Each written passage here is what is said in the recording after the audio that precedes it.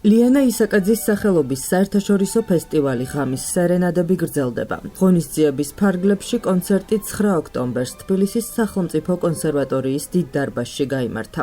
ღონისძიებაში მონაწილეობდნენ დირიჟორი ბეატრიჩე ვენეცი, მევიოლინე ვერიკო ჭუმბურიძე და ორკესტრის საქართველოს ვირტუოზები. აღსანიშნავია, რომ საერთაშორისო ფესტივალი ღამის სერენადები მსოფლიოში სახელგანთქმულმა მევიოლინემ და დირიჟორმა ლიანა ისაკაძემ 1982 წელს აფხაზეთში დააარსა.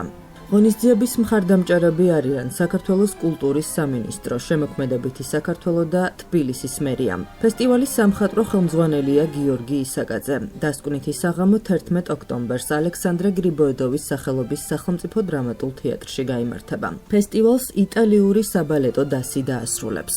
დასრულდა ჩვენი ფესტივალის რიგით მეხუთე კონცერტი, ბრწყინვალე მაესტრა ბეატრიჩე ვენეცი და ჩვენი უნიჭიერესი ვერიკო ჭუმბურიძე. ოვაციებით დაინგრა დარბაზი. და ახლა კი ვართ ბოლო დასკვნითი კონცერტის მოლოდინში 11 ოქტომბერს გრიბოედოვის თეატრში, პირველად საქართველოში. საბალეტო დასი იტალიიდან ბალეტო დი რომა. ეს იქნება ტანგო ნუევოს მუსიკისა და თანამედროვე ქორეოგრაფიის შერწყვა.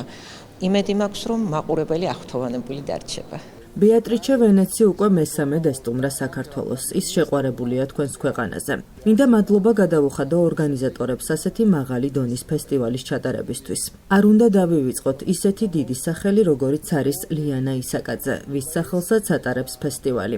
ჩვენი თანამშრომლობა მომავალშიც გაგრძელდება. მე მიყვარს საქართველო, აქ თავს როგორც სახლში ისევ ვგრძნობ. ბედნიერი ვარ ასეთ ხალხთან და მუსიკოსებთან ურთიერთობის შესაძლებლობა რომ მომეცა.